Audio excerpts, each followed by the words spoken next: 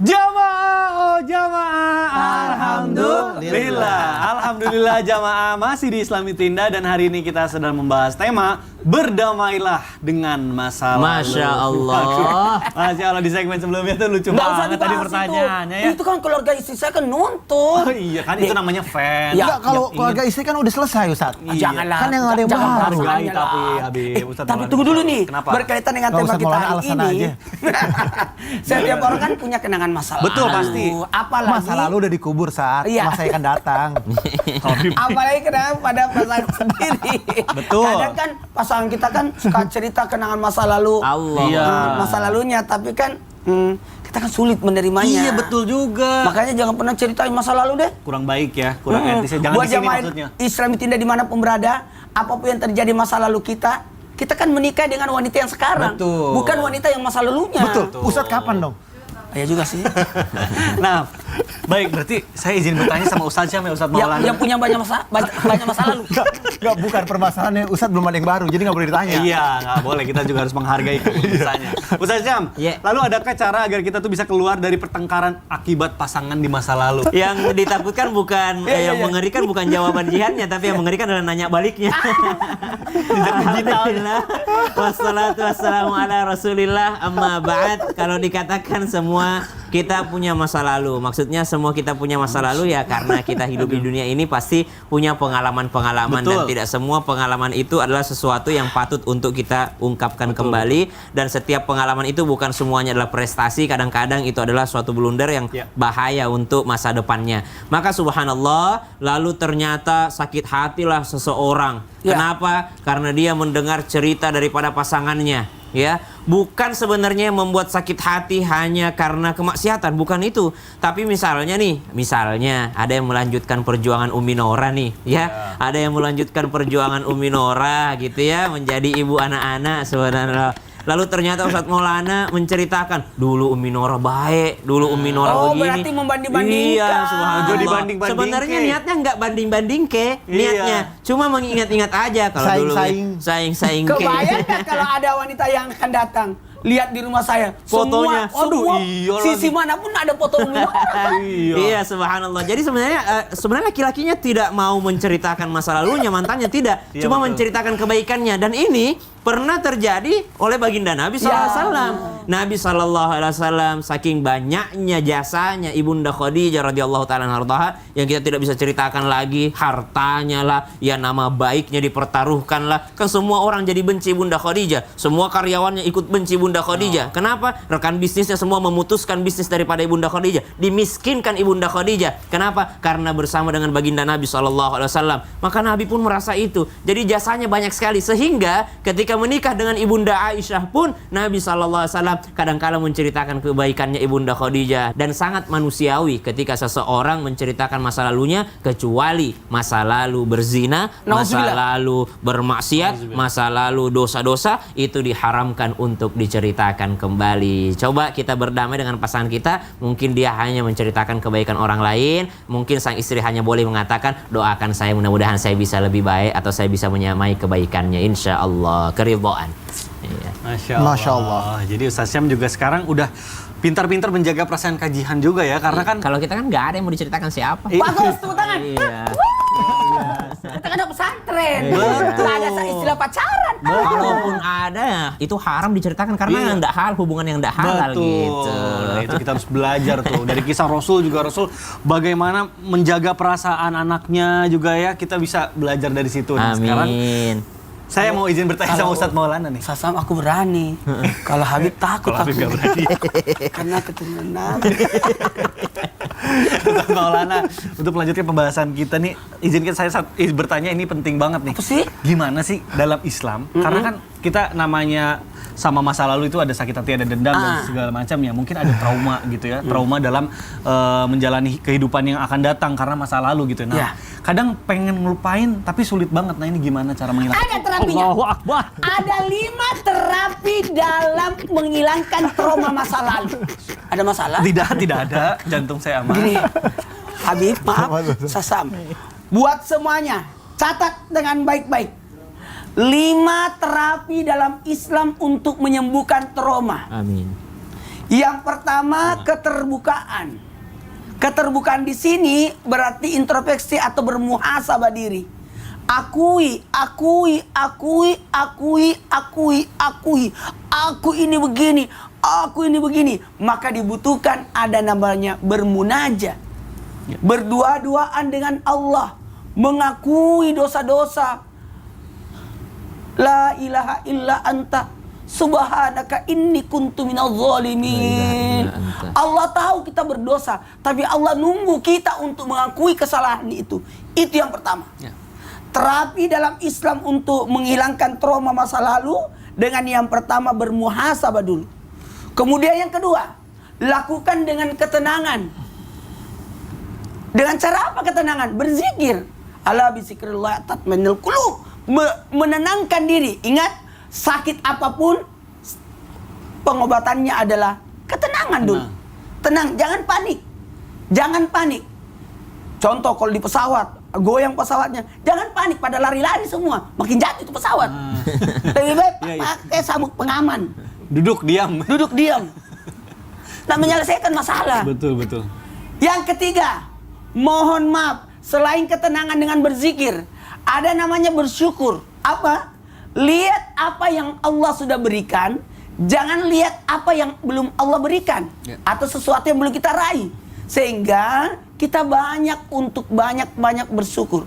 Fabi ayyi ala'i rabbikuma tukazziban. Nikmat apa lagi yang kau dustakan? Berkali-kali Allah ingatkan. Karena kebanyakan manusia itu suka mengeluh. Masalahku banyak.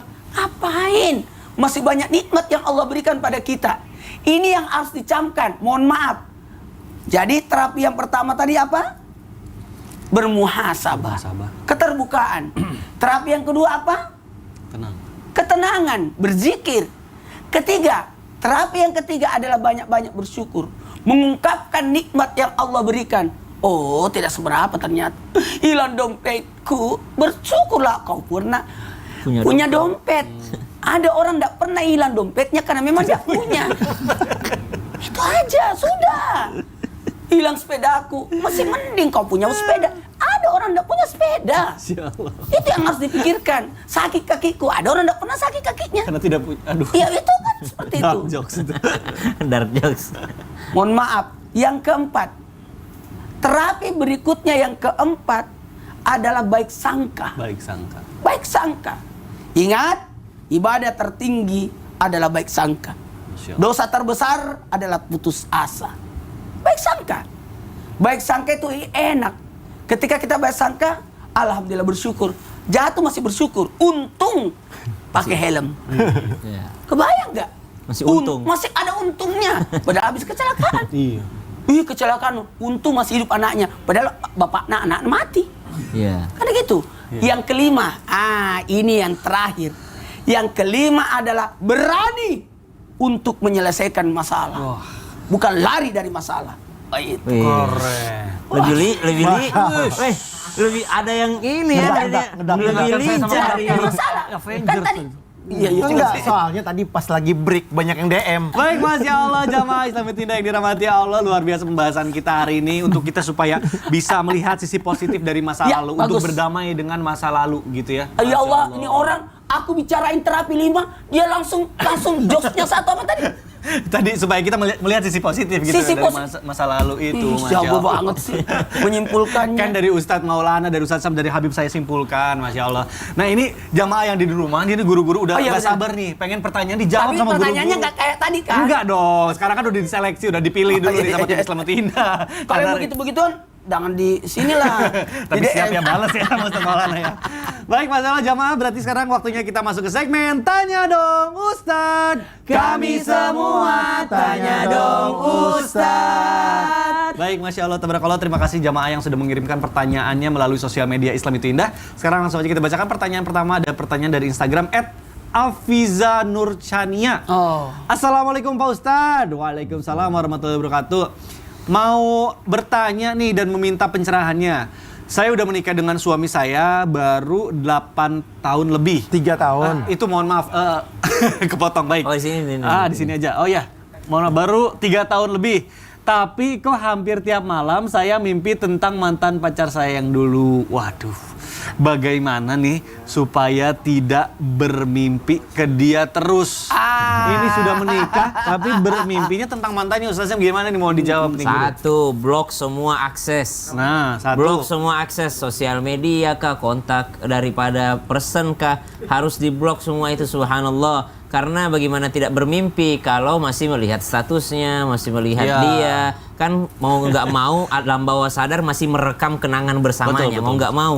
Karena kita manusia punya alat perekam otak kita ini. Kadangkala otak kita dipakai kebaikan, kadangkala juga dipakai keburukan. Ya, Maka ya. subhanallah harus memblok semua aksesnya sehingga tidak bermimpi. Jangankan tidur, sholat aja setan masih bisa masuk. Apalagi tidur kita, setan bisa menggoda. Kan prestasi terbesarnya setan itu adalah menceraikan suami istri. Bisa saja jalan pertamanya dengan merasuki dengan mimpi-mimpi.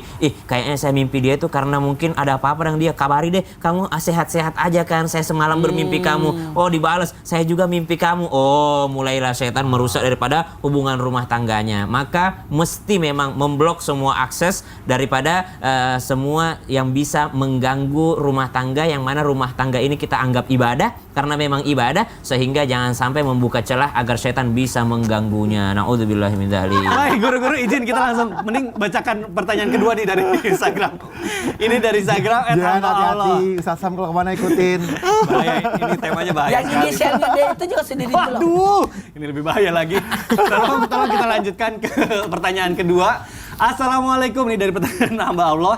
Waalaikumsalam warahmatullahi wabarakatuh. Saya bingung nih, gimana cara kita meminta maaf kepada orang di masa lalu kita yang sampai saat ini mungkin belum memaafkan kita, tapi satu sisi orang tersebut sudah almarhum. Innalillahi wa inna ilaihi raji'un. Habib, mungkin ini boleh dijawab melalui tausiah nih. Ya, akhir. Silakan. Afwan Kang Mikdad, Ya. Ustaz Maulana, Ustaz Syam.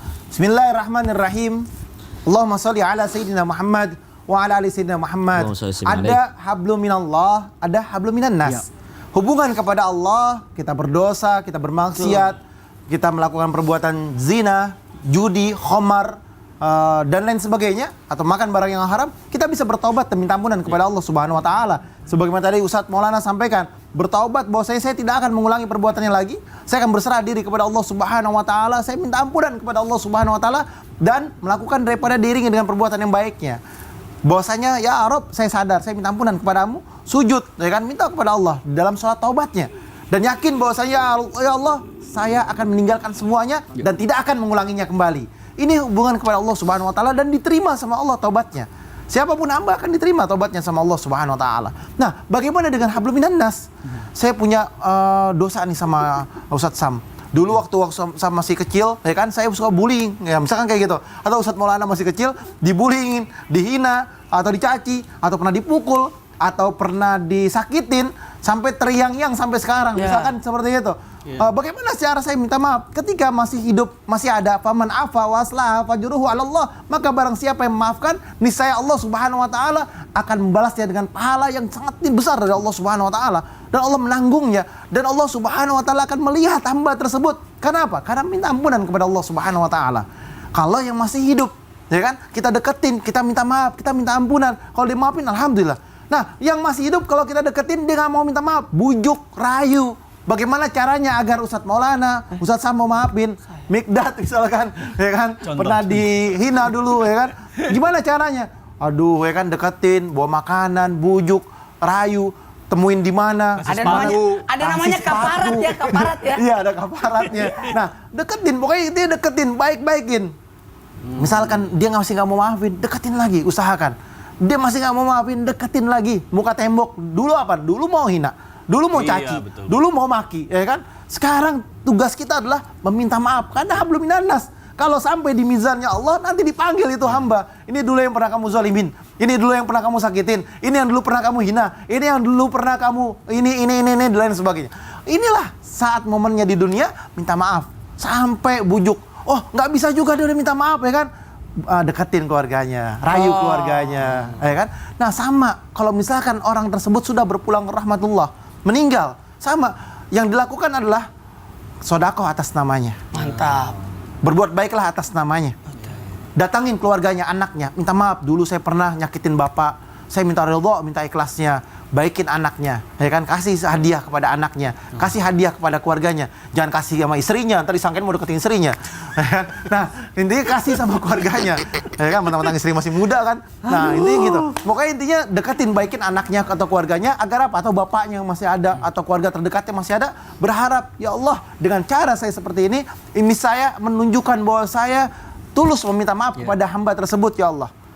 Sehingga apa? Sehingga ada pandangan Allah. Allah melihat ini hamba sudah fokus, sudah minta maaf, sudah merendahkan dirinya dan berharap akan pengampunan daripada hamba tersebut. Betul. Atau manusia tersebut yang pernah dia zalimin, dia hina, dia caci, dia maki dan lain sebagainya. Maka disinilah ada pandangan dari Allah Subhanahu wa taala dan berharap akan Allah menyentuh hatinya. Kan Allah yang menyentuh hati hamba. Hati manusia ini adalah milik Allah. Ketika Allah menyentuhnya, insya Allah Allah akan berikan kebaikan dan kebaikan dan kebaikan sehingga akhirnya akan dimaafkan oleh hamba tersebut dengan hidayah dari Allah Subhanahu wa taala. Kan hati itu kan bukan milik kita. Betul. Milik Allah. Betul. Siapapun manusia ini milik Allah hatinya. Seringkali kita berdoa kan kepada Allah, ya kan. At-tahiyat terakhir, apa kalimatnya? Apa kalimatnya Ustaz? At-tahiyat terakhir. Kalau kita terakhir, ya mughalibal qulub sabit qalbi ala dinika wala ta'atik. atau wala ta'atit. Inilah yang berharap kita kepada Allah yang membulak-balikan hati. Bulak-balikanlah hati mereka dengan kebaikan. Sentuhlah mereka dengan kebaikan. Ayo berjuang bagi mereka yang mempunyai dosa kepada manusia yang lain. Waktunya untuk minta maaf. Aduh. Iya, karena tobatnya manusia kepada manusia harus minta keridhaan. Iya, dibujuk, dirayu. Bagaimana caranya? Makanya punya lidah dijaga. Makanya lidahnya nggak ada tulang sih. Susah ya kalau Susah kalau ada tulang. Tapi berarti kalau kita diposisikan yang terzolimi, alangkah baiknya mungkin kita maafkan. Kalau misalnya yang zolimi pernah Tapi kan dia orang yang maafin. disalimi kan udah meninggal. Iya, kalau misalnya yang udah meninggal berarti kita harus memaafkan juga ya. Sebagai apa? Orang yang misalnya kita dizolimi nih. Kalau Iya. dia Nggak boleh memaafkan, dendam gitu kita. Oh, Dia memaafkan. berarti yang zalimi kita sudah meninggal. Iya. kalau dia memaafkan, maka rahmat Allah lebih besar. daripada Masya Allah. Masya Allah. Baik, Masya Allah, terima kasih Habib penjelasannya. Ini ada satu pertanyaan nih. Ini Ya. pertanyaan menarik sekali nih. Ya, Ada ya, pertanyaan dari Instagram. Dari Instagram lagi. Sinta Anjaya. Coba, Ustaznya mungkin aku yang bacain. boleh deh. Oh boleh nih, dari belakang nih. Assalamualaikum. Masya Allah, seneng banget deh sekarang rasanya aku bisa lihat kamu, Mikdad. Aduh. Wih, Waduh. kadang nih aku suka teringat kenangan kita di masa lalu. Siapa? Pengen rasanya balik ke kenangan dulu. Sinta. Sinta siapa? Nggak ada. Isel tahu Sinta nggak? Sel, Hah? Sinta aku nggak tahu. Mana siapa? udah Beneran? di-blok. Wah. udah di-blok Sintanya. Ya Allah, Aku nggak jangan-jangan tahu Pak. beneran, saya Ini nggak apa nih tahu. pakai second account atau gimana? Aduh. Ya, buku dia ketinggalan handphone. Ya, ada alat bukti deh. Ya udah deh jamaah, sampai Ustaz Maulana cari alat bukti yang lainnya. Kita lanjutkan setelah yang satu ini. Jamaah, Alhamdulillah. Ada nggak bukti-buktinya Ustaz? Ya Allah. Jolim. Ada lagi.